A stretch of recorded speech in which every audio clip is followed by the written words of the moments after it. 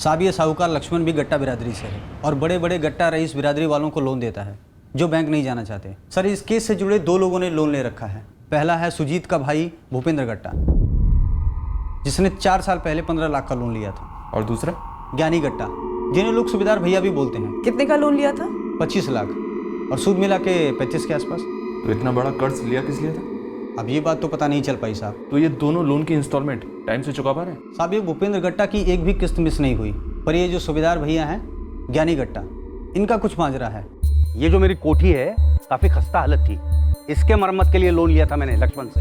आपके भाई सुजीत तो काफी पैसे वाले हैं, उनसे मदद क्यों नहीं ली? देखिए आप अभी तक आलोक का पता नहीं लगा पाए हैं और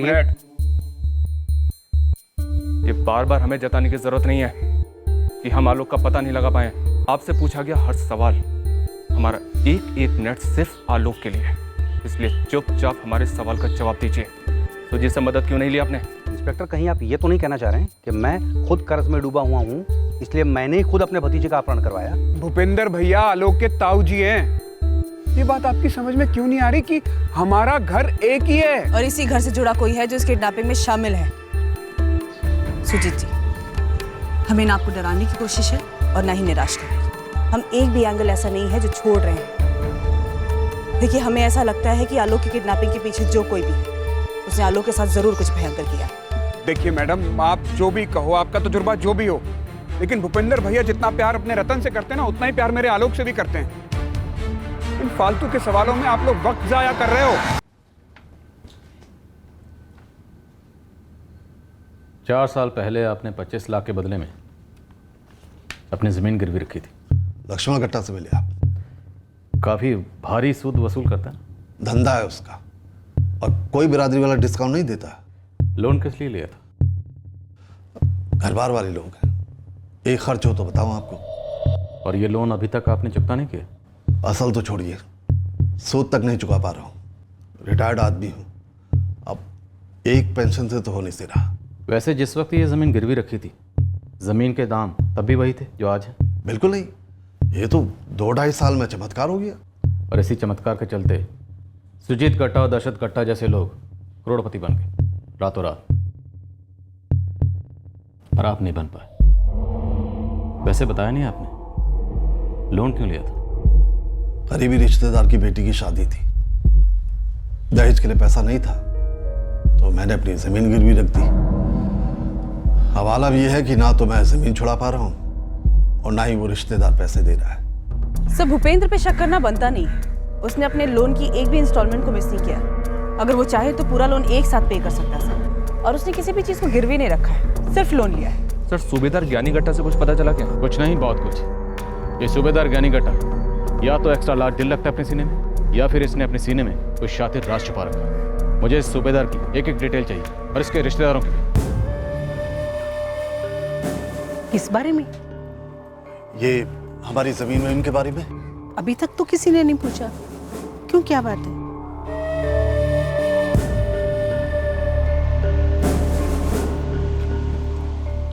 सुनो मीनाक्षी, अगर कोई तुमसे हमारी जमीन या कर्ज के बारे में कुछ भी पूछे कहना तो मैं कुछ नहीं मानूंगा।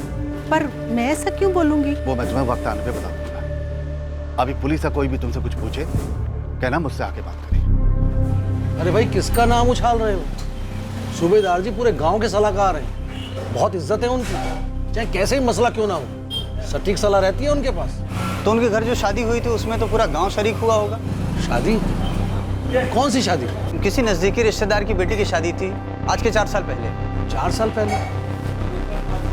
नहीं भाई, किसी और की हुई हो। अरे नहीं नहीं, उनके किसी नजदीकी रिश्तेदार की बेटी की शादी हुई थी।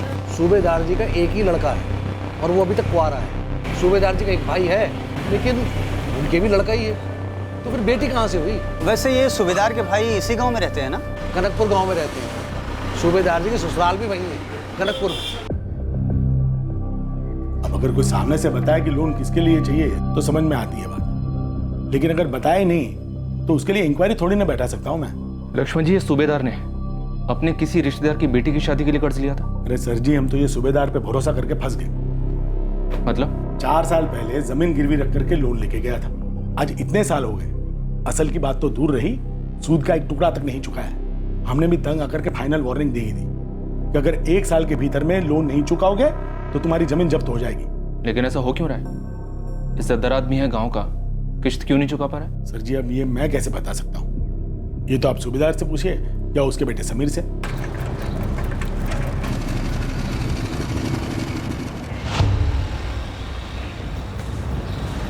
पिछले 5 सालों में इस सूबेदार के किसी भी रिश्तेदार की लड़की की शादी नहीं हुई है। सूबेदार के भाई महादेव गट्टा के अलावा कोई और करीबी रिश्तेदार है सूबेदार का? नहीं, सूबेदार भैया के बड़े भाई महादेव भैया का एक लड़का है किशोर, और ये किशोर भी तो अभी कुमारा है, और अगर उसकी शादी भी हुई होती तो इतना खर्चा क्यों होता? लड़के वाले जो हैं। सूबेदार की पत्नी मीनाक्षी का मायका वहाँ कुछ ना, सूबेदार भैया के ससुराल में उनकी सास है गीता जी, अभिषेक और दीपक। ये दोनों सूबेदार भैया की पत्नी मीनाक्षी के छोटे भाई हैं। इन दोनों की शादी नहीं हुई है। अब इनके अलावा सूबेदार का कोई रिश्तेदार है तो मुझे पता नहीं, पर हाँ कनकपुर में तो कम से कम कोई नहीं।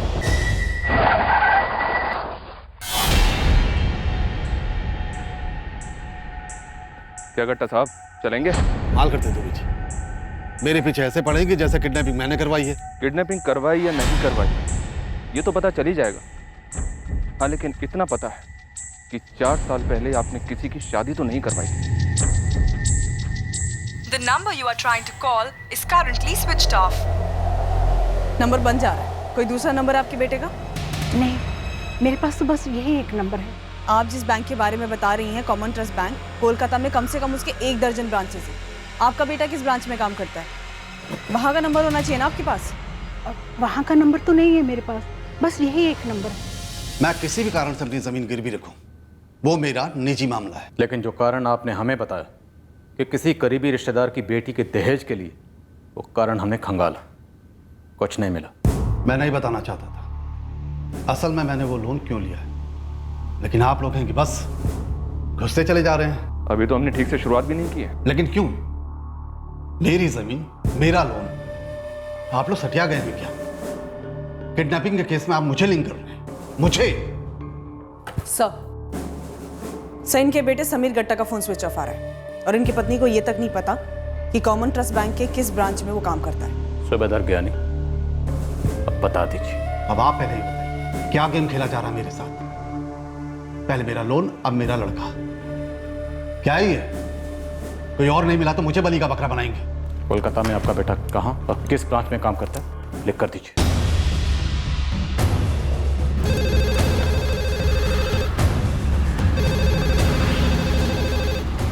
मैंने हमारे कोलकाता के सारे ब्रांचेस में इंक्वायरी भेजी थी इस समीर गट्टा के लिए। और आप कह रहे हैं कि समीर आपकी किसी भी ब्रांच में काम नहीं कर रहा है? सिर्फ कोलकाता ही नहीं, बल्कि कॉमन ट्रस्ट बैंक के किसी भी ब्रांच में कोई भी समीर गट्टा एम्प्लॉयड नहीं है।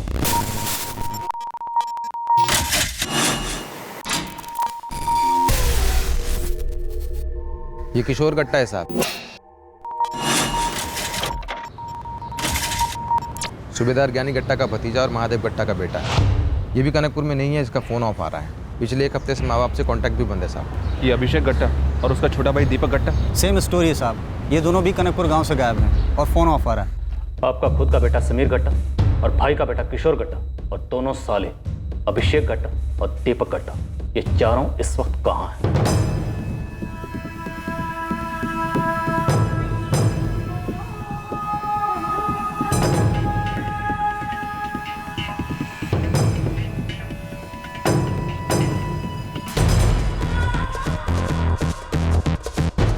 सुजीत,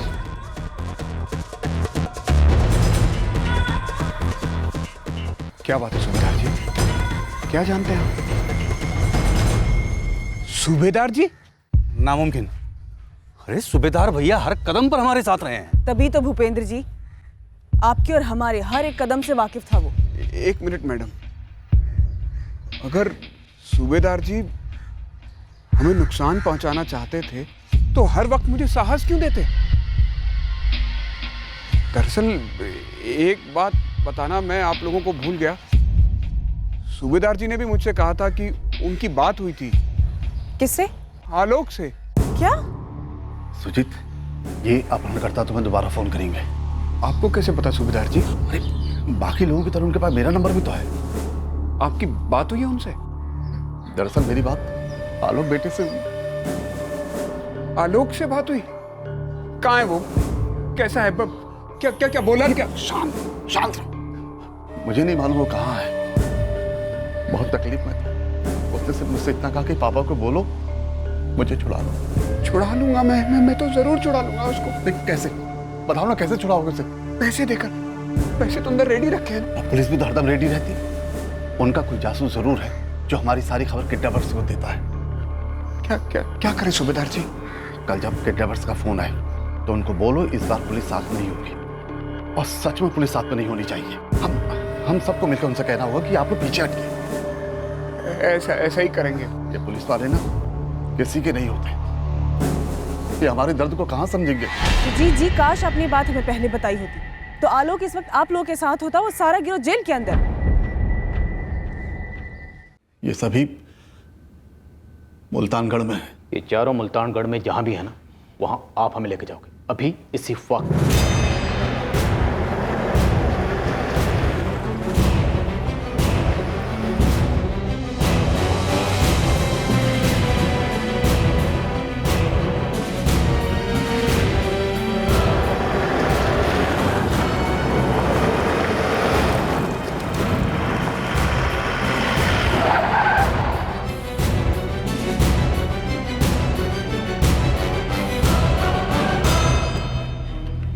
यही है।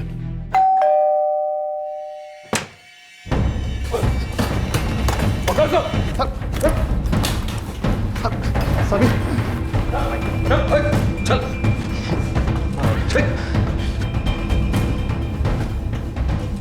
बोल, आलोक कहाँ है? बोल। सूबेदार, समझा दे अपने पिल्लों को वरना ठोक दूंगा। समीर, बेटा आलोक कहाँ है?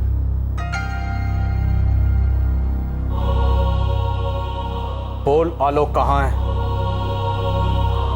वो आलोक भाग गया। भाग गया? कब?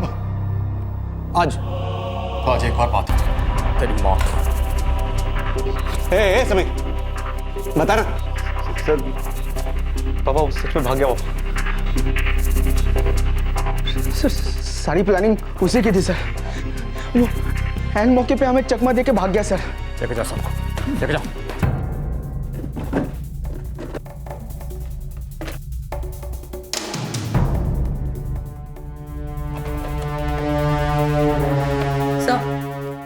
लगता है ये प्लानिंग काफी लंबे टाइम से चल रही थी और काफी लंबे टाइम के लिए चल रही थी। और ज्योति, यहाँ ये किताबें, यहाँ एग्जाम कौन दे रहा है? हो क्या रहा है यहाँ पे? तुम कौन हो? लोग कौन है? पुलिस। अगर मैं चाहूं तो तुम लोगों को एक साथ भी चीर सकता हूं, और अलग अलग भी।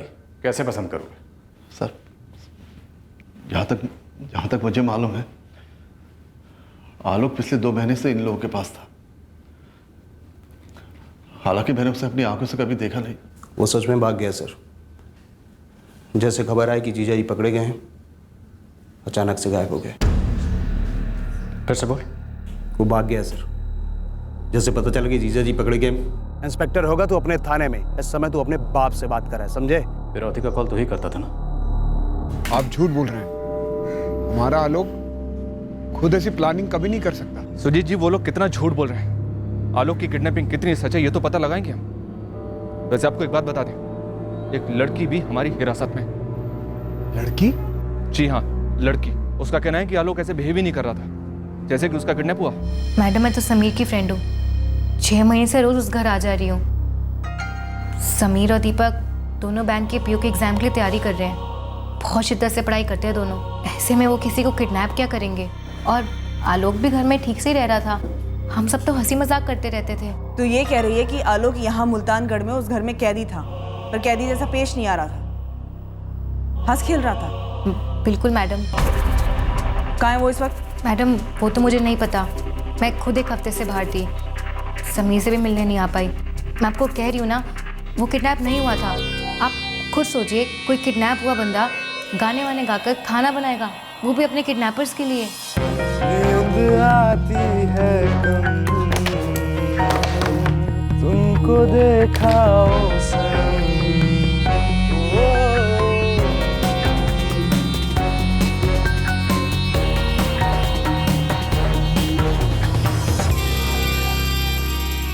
मैडम एक बार भी आलोक ने मेरे सामने जिक्र नहीं किया कि वो किडनैप हुआ है।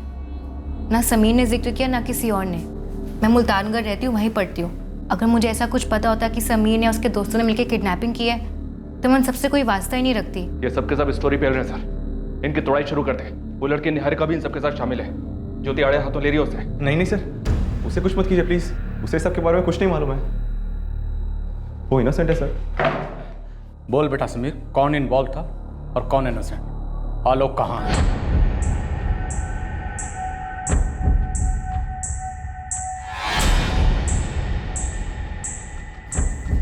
सर ये सच है कि आलोक की किडनैपिंग हुई थी, लेकिन ये भी सच है कि वो खुद इस प्लान में शामिल था।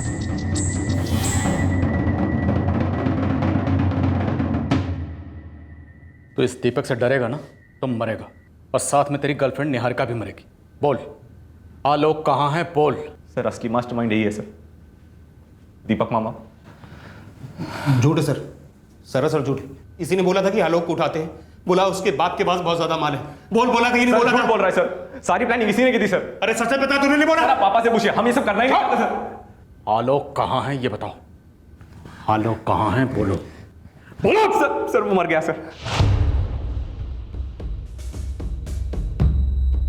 हमने उसे मार दिया सर।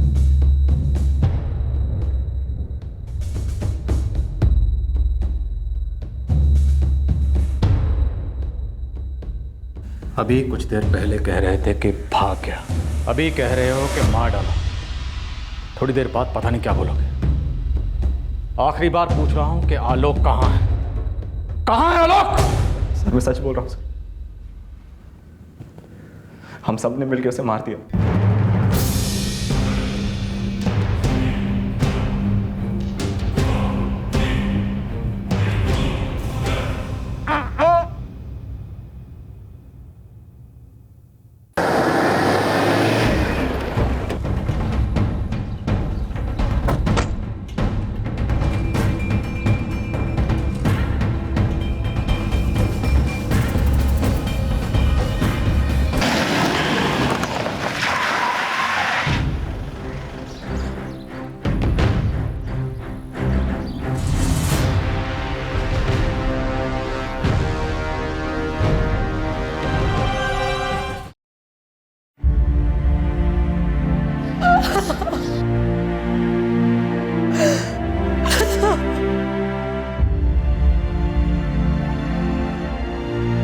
सुजीत, पुलिस ने शनाख्त के लिए बुलाया है। कह रहे हैं कि लाश अपने आलोक की है।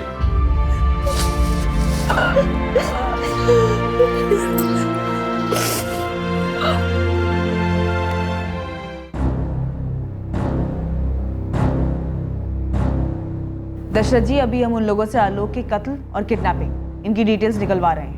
लेकिन आपने तो कहा था कि ये लोग राकेश के किडनैप के पीछे भी थे।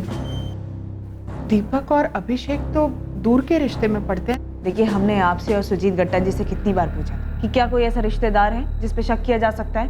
लेकिन दीपक भैया और अभिषेक भैया का राकेश भैया से क्या बैर हो सकता है? देखो अदिति, बैर का तो पता नहीं, पर आलोक के केस में उन दोनों का कहना है कि आलोक उनके साथ मिला हुआ था। अब राकेश के बारे में वो क्या कहते हैं ये देखना बाकी है। सर आलोक थक चुका था, वापस घर जाने की जिद कर रहा था, लेकिन ऐसे कैसे जाने देते उसे? बस अब बहुत हो गया, मुझे मेरे मम्मी पापा के पास जाना है, मतलब जाना है, मैं जा रहा हूँ। आलोक, क्या बच्चों की जैसी बातें कर रहा है? तू यहाँ से गया तो हम सब यहाँ से गए। लेकिन भैया यहाँ पर भी रहकर कुछ हो तो नहीं रहा है ना। उधर पापा ईमानदारी से 50 लाख रुपए लाते हैं तो आप लोग लेने नहीं जाते हैं। अगर हम पैसे उठाने जाएंगे तो पुलिस हमें उठा लेगी। वो तेरे पापा और तेरे ताऊ दोनों बेकार में पुलिस की गोद में जाकर बैठे, और वो लोग उनकी आया की तरह साया बनकर पीछे। वो सब मुझे नहीं समझना। आप लोगों ने 2-3 दिन का खेल बोला था, वो खेल हो गया। हेलो, अपना फोन स्विच ऑफ कर दे।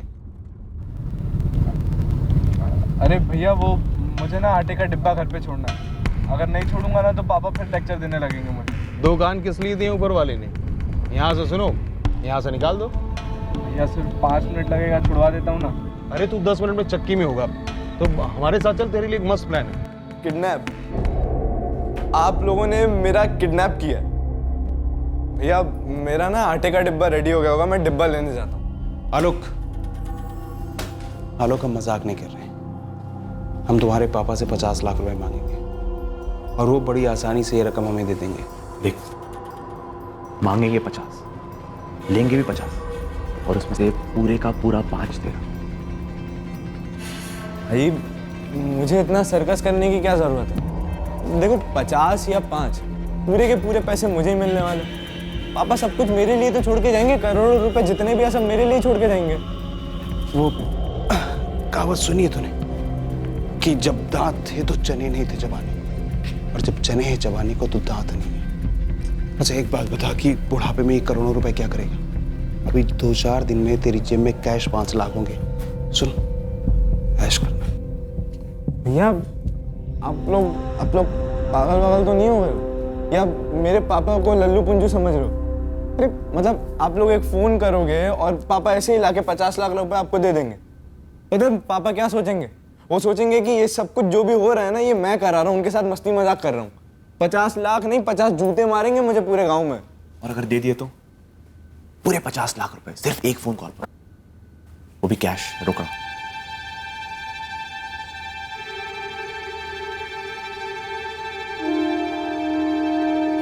अरे बस करो यार मामा, कहने सुनने में सब बहुत आसान लग रहा है, लेकिन कोई ऐसे ही इतनी बड़ी रकम बतौर फिरौती के दे देगा? पुलिस के पास नहीं जाएगा? ये एक छोटा रिस्क फैक्टर है। पुलिस, हमने किडनैपिंग केस की इंडस्ट्री में बहुत सारे केसेस स्टडी किए। एक एक केस की बाल की खाल की हमने। और ये हमने है कौन? किशोर, अभिषेक, दोनों मेरे साथ हैं। टीम है अपनी। मामा लगता है टीवी पर रात में क्राइम पेट्रोल को ज्यादा ही देख रहे हैं। हाँ, वो भी हमारा स्टडी मटेरियल है। तो फिर शायद कभी पूरा एपिसोड नहीं देखा। एक भी ऐसा केस बता दो जहाँ पे क्राइम को सक्सेस मिले। देखा नहीं लास्ट में क्या होता है? सारे क्रिमिनल पकड़े जाते हैं और साले जेल में सड़ते रहते हैं। क्राइम पेट्रोल में उन्हीं केसेस को दिखाते हैं जिनमें क्रिमिनल बेवकूफ होते हैं, डफर सुराग छोड़ के जाते हैं। दर्जनों सैकड़ों ऐसे केसेस हैं कि पुलिस कुछ नहीं कर पाती। और वैसे हमारा प्लान फुल प्रूफ है। तो बोल, बनेगा गाड़ी का चौथा पहिया? फिर देखना गाड़ी कैसे भागती है। कोई टारगेट सोचा आपने? तू बता, है कोई मुर्गा? वो आलोक को जानते हो आप? वो सुजीत गट्टा का लड़का। अच्छा नाम सोचा समीर। और उसके उठाने का एक फायदा भी है। अपना एक बंदा ना दुश्मन के कैंप पे रहेगा, अपना जासूस। कौन?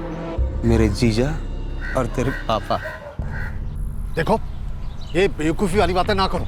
जीजा एकदम मक्खन के जैसा ऑपरेशन होगा, और आलोक का बाप ना बिना किसी आनाकानी 50 लाख तो दे ही देगा। आपकी तरफ कीजिए, मामा की प्लानिंग एकदम तोप है। किसी को किडनैप करना सिर्फ गैर कानूनी ही नहीं, इंसानी तौर पर भी नाइंसाफी है। दुनिया में हर किसी के साथ इंसाफ नहीं हो सकता, और हमारे साथ कौन सा हो गया? हमने कितने पैसे कमाए, जिक्र करने हैं ना। एक बार इस मौके को समझिए, ये एकदम रेडीमेड है सिर्फ हमारे लिए। और आपको सिर्फ सुजीत गट्टा के परिवार पर नजर रखनी है, और बड़ी चालाकी से उन्हें फिरौती देने के लिए मना है। और पापा, आपकी राय, आपकी सलाह को सारा गांव सलाखों पर रखते हैं, प्लीज। मुझे नहीं मालूम था कि मामला यहां तक पहुंचेगा। मेरी वर्दी की कसम, मुझसे इन लोगों ने कहा था कि आलोक बड़ी मस्ती के साथ रह रहा है और उसे कोई खतरा नहीं है। आलोक ने 5 लाख के लिए प्लान में शामिल होना कबूल कर लिया था। वो हमारे प्लान का हिस्सा था। उस पर कभी किसी प्रकार का कोई दबाव नहीं था। 5 lakh cash on the spot, पूरे के पूरे कैश। डील।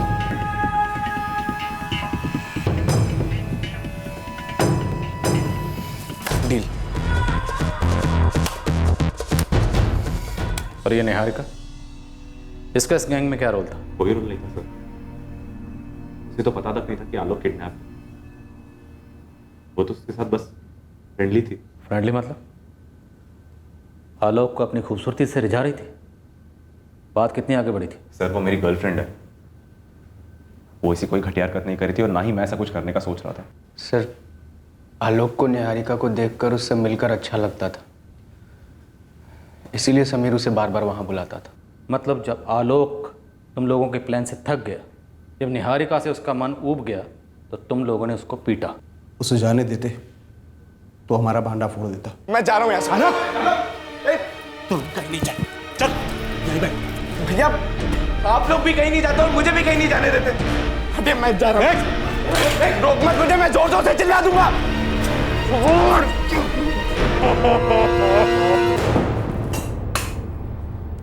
ये तो प्लान में सोचा ही नहीं था। अभी प्रॉब्लम आई तो हल भी निकलेगा। सबसे पहले तुम समीर, उस निहारिका को यहाँ आने से रोको, वरना ये बंदर ना सब कुछ बक देगा। निहारिका को मैं संभालूंगा, लेकिन अब आगे क्या करना? कुछ ना कुछ जल्दी से जल्दी सोचना पड़ेगा। वहाँ पुलिस हट नहीं रही और पापा बहुत परेशान हो रहे हैं। तुम सूबेदार जी की चिंता मत करो, जीजा जी बहुत एक्सपर्ट है। लेकिन आप मामा, आप ना एक्सपर्ट से कोसों दूर है। सब कुछ मक्खन होगा बोल बोल के हमें इस दलदल में फंसा दिया।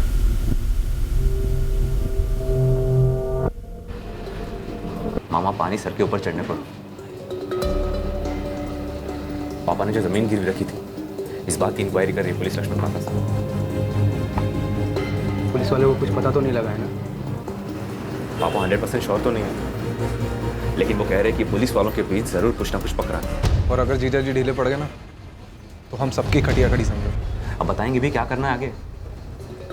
क्या हुआ आपके रिसर्च और केस स्टडी का? जरा हम भी तो सुने, बताओ जरा, ऐसा कौन सा केस था जिसमें पुलिस कुछ नहीं कर पाई और मुजरिम हाथ मार गया? बोल दीपक गट्टा, कौन सा केस था? तू बोल। राकेश गट्टा का केस था। उस केस के बारे में मुझे कुछ नहीं मालूम सर, मैं इन्वॉल्व नहीं था। तू भी इन्वॉल्व नहीं था? दीपक गट्टा, राकेश गट्टा ने खुद अपनी किडनैपिंग करवाई, फिरौती के लिए कॉल किया और हवा हो गया। सर राकेश के केस में मैं भी इन्वॉल्व नहीं था सर। ये मेरा भाई दीपक और किशोर, इन दोनों ने कांड किया था सर। क्या कहा उन लोगों ने? कहाँ है राकेश? दशरथ जी, इस वक्त दावे के साथ तो हम नहीं कह सकते, पर वो लोग कह रहे हैं कि राकेश ने भी आलोक की तरह फिरौती में हिस्से के लिए हाँ कहा था। नहीं, झूठ बोल रहे हैं वो लोग। इन दोनों केसेस में मिलाकर इतने झूठ बोले गए हैं ना कि अब अगर कोई सच बोलता है तो हमें यकीन नहीं होता, और अगर कोई झूठ बोलता है तो भी हमें यकीन नहीं होता।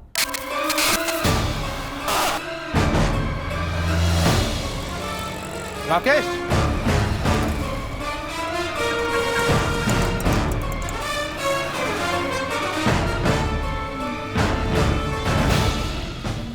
अरे दीपक भैया फोन क्यों ले रहे हो? अरे ताकि कोई डिस्टर्ब ना करे। सब पार्टी करने वाले हैं, फुल ऑन पूरी रात। फोन का क्या करेगा? अच्छा वैसे हम जाता रहे, उतना ही बता दो। सरप्राइज है, पर यकीन मान सुनकर हिल जाएगा।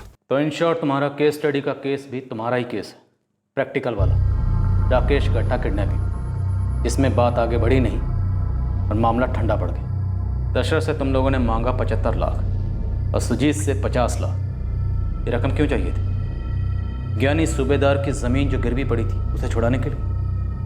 क्या इन दोनों किडनैपिंग का मास्टरमाइंड ज्ञानी सूबेदार है, या वो एक्टिंग कर रहा है कि वो कुछ नहीं जानता? वो महज आलोक किडनैपिंग केस का एक इन्फॉर्मर है। नहीं सर, मेरे पापा इस सब में इन्वॉल्व नहीं थे, वो तो पहले से ही मना कर रहे थे सर। तुम सब भी तो मना ही कर रहे थे ना, है ना? राकेश गट्टा और आलोक गट्टा ने जिद की कि हमें किडनैप कर लो और तुम लोगों को किडनैपर बना दिया। बोलो, इस किडनैपिंग का मकसद क्या था और तुम लोगों को इतने पैसे की क्या ज़रूरत थी और तुम लोग इतने बेचैन क्यों हो रहे थे? मुझे पता था कि राकेश अगवा हुआ है, सभी को पता था, लेकिन ये बिल्कुल पता नहीं था कि इस मामले में मेरा साला दीपक भी इन्वॉल्व है। दीपक इन्वॉल्व क्यों था? हम दोनों की हालत बहुत खस्ता थी, बहुत बुरी। दोनों के बहुत सारे पैसे डूबे हुए थे। कहाँ? सरकारी नौकरियां पाने की कोशिश में। लेकिन तेरा ये बलराम बताए तो, कौन से डिपार्टमेंट में नौकरी का वादा कर रहा है वो? अब क्या फर्क पड़ता है जीजा जी, सरकारी नौकरी है, डिपार्टमेंट कोई भी हो। बंदे को एक तनख्वाह गवर्नमेंट देगी और दूसरा वो खुद कमा लेगा। वैसे बलराम बोल रहा था कि खुद के कमाने के चांसेस ज़्यादा हैं। अरे यार दीपक, तुम तो ये वाला एग्ज़ाम भी फेल हो गए। अब इसके अलावा कोई दूसरा चॉइस तो है भी नहीं, और वैसे भी विकलांग हो तो एडमिन के अलावा कहीं अप्लाई भी नहीं कर सकते। कहीं तो जैक लगा दूँ। अरे भैया अपना काम ऐसा वैसा नहीं है कि किसी बड़े बाबू या मंत्री वंत्री से फ़ोन लगवा दिया। बड़ा लंबा चौड़ा काम है। सरकारी नौकरी के लिए ना एग्ज़ाम पेपर लीक करवाना, किसी सही बंदे से उसे लिखवाना, जमा करना, सिस्टम को पूरा ऊपर से नीचे ऑयलिंग करना, पैसा खिलाना पड़ता है तब जाके मुंह बंद होता है। कितना? अब वो तो मैं नहीं बता सकता, पर इतना ज़रूर कहूँगा कि अच्छों का तेल निकल जाता है इतने पैसे जुटाने में। भैया मैं तो पूरा एडवांस लेता हूँ। हाँ, इतनी गारंटी ज़रूर देता हूँ कि एक बार नौकरी लग गई ना तो दूसरी तनख्वाह में पूरी ज़िंदगी कट जाएगी। तुम जितना दोगे उतनी तगड़ी नौकरी मिलेगी। 25 लाख आए कहाँ से तुम्हारे पास? अम्मा और अभिषेक से बात करके अपनी ज़मीन बेच दी और पैसे दे दिए बलराम को। 3 महीने बाद पोस्टिंग आएगी ऑफिसर की। अब ये समीर को भी कहीं लगाओ ना। कुछ सर्विसेज एग्जाम का ये लास्ट साल है, पता नहीं वो पास होगा या नहीं, कुछ कह नहीं सकते। अब भी अपनी ज़मीन बेचोगे? नहीं, मैं वो साहूकार के पास गिरवी रखूंगा। तो बलराम से बात तो कर देगा ना? क्यों नहीं जीजा जी, समीर मेरा भी तो भांजा है। और वैसे बलराम ना कहीं किसी न किसी सरकारी नौकरी में उसको पक्का फिक्स करा दे। आप बस एक काम करो, फटाफट पैसे का इंतजाम करो, मैं बात करता हूँ उससे।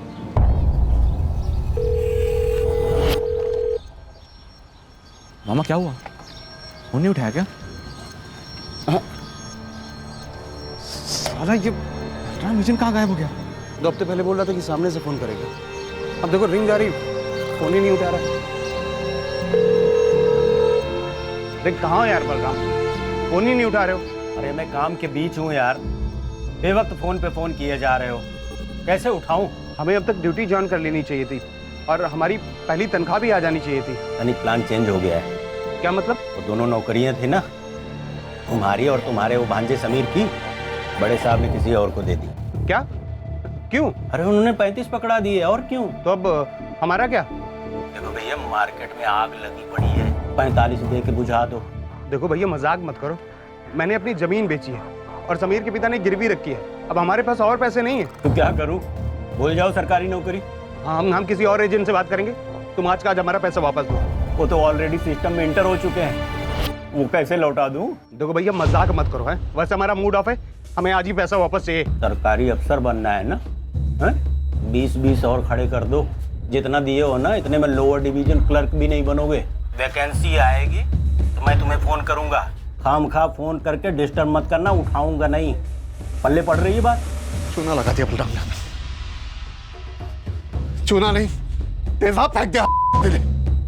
एक तरफ अपनी जान लड़ा रहे थे, एग्जाम की तैयारी कर रहे थे, दिन रात पढ़ाई कर रहे थे कि मेरिट लिस्ट में आ जाए, उसी से कुछ हो जाए। लेकिन जब ये पैसे डूबे ना सर, ये नुकसान दिल में नसूर बन गया। और इस नासूर का इलाज किडनैपिंग था। अपने पैसों की रिकवरी के लिए तुमने अपना सारा दिमाग किडनैपिंग जैसे संगीन जुर्म में लगा दी। राकेश कट्टा वो भी शामिल था इस किडनैपिंग में? पैसे किसे नहीं चाहिए होते सर, लेकिन राकेश ने सोचने में कुछ ज़्यादा ही टाइम लगा दिया। अबे कितना टाइम लेगा सोचने के लिए? 75 लाख रुपए तेरे पापा यूं दे देंगे, तेरे को मिलेंगे 25 लाख। 25 बैठे बैठे यूं ही।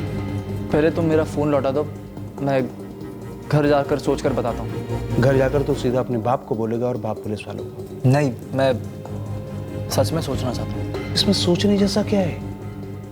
एकदम दूध भात की जैसे है। देख, हम फिरौती मांगेंगे, वो देंगे, हम उठा लेंगे, इसके बाद हम सब अपना अपना हिस्सा ले लेंगे और फिर हवा हो लेंगे। सुनने में तो सही लग रहा है, लेकिन मुझे सोचना है क्या कैसे होगा। तो यही सोच रहे, सारी रात सोच। मुझे यकीन नहीं हो रहा कि तुम लोगों ने राकेश और आलोक को खुद अपने ही घर वालों को लूटने के लिए मना ली। आलोक तो खुशी खुशी एग्री हो गया था, लेकिन 2 महीने बाद पलट गया। और राकेश शुरू से ही मना कर रहा था, और फिरौती की पहली कॉल के बाद वो हमसे गुस्सा हो गया था। किशोर, क्या है ये? हाँ, क्या है ये? दीपक भैया, क्या है ये? आप लोग बहुत ही घटिया और खतरनाक खेल खेल रहे हैं और आप लोग ने जबरदस्ती मुझे भी इसमें शामिल कर दिया है। देख लेना, हम सब डूबेंगे इसमें। अगर हम डर के खेलेंगे तो डूबेंगे और डट के खेलेंगे तो हवा में उड़ेंगे। और एक बार कैश आउट लग गया ना, सब कुछ सही हो जाएगा। और सुन, तेरे पॉकेट मनी में होगा 25 लाख कैश। मैं जा रहा हूँ अपने घर, लेकिन मैं तुम लोगों का नाम नहीं लूंगा। कह दूंगा कि 2 अज्ञात लोग थे, ठीक है? इतना मैं कर सकता हूँ तुम लोग के लिए। राकेश, राकेश, कहीं नहीं जा रहा तू? राकेश, मेरे साथ तुम लोग जबरदस्ती नहीं कर सकते।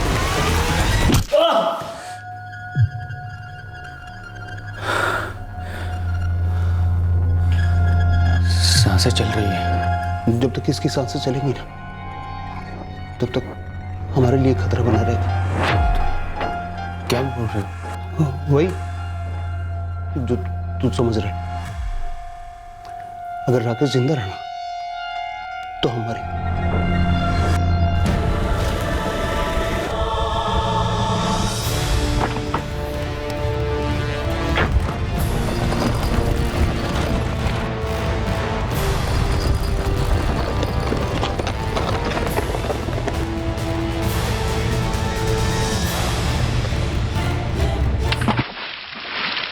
किडनैपिंग की तैयारी तुमने एग्ज़ाम की तरह की, ऑनलाइन रिसर्च की, क्राइम शो देखे, फर्जी आईडी से सिम कार्ड लिए, पकड़े ना जाओ इसलिए चाइनीज़ इंस्ट्रूमेंट इस्तेमाल की। क्या सोचा था? क्राइम शो देखकर परफेक्ट क्राइम कर लोगे? क्राइम शो देख के ये तो सीख रहे हो कि क्राइम कैसे किया जाता है, लेकिन क्राइम शो के एंड में मुजरिम कहाँ पहुँचता है ज़रा ये भी देख लेते। ये देखते तो तुम्हें समझ में आता कि मुजरिम पहुँचता है वहाँ जहाँ इस वक्त तुम लोग हो, जेल और सज़ा के नरक में।